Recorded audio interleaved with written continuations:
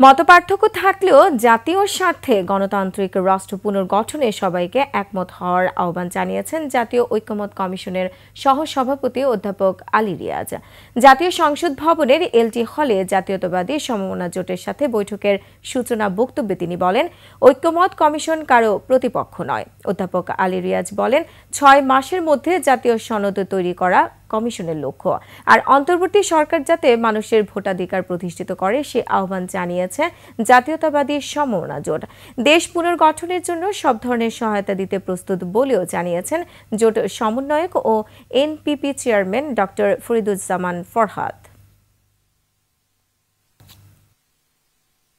সিল্কোর silk and shine, যাতে আছে argan oil ও ওট প্রোটিনের গুডনেস, যা আপনার চুলকে রাখে হেলদি অ্যান্ড শাইনিং।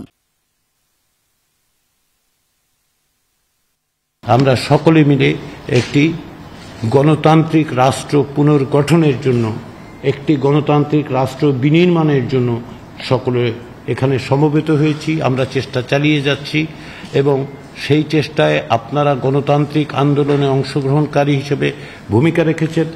আমরা আশা করি যে সেই ভূমিকা আপনাদের অব্যাহত থাকবে।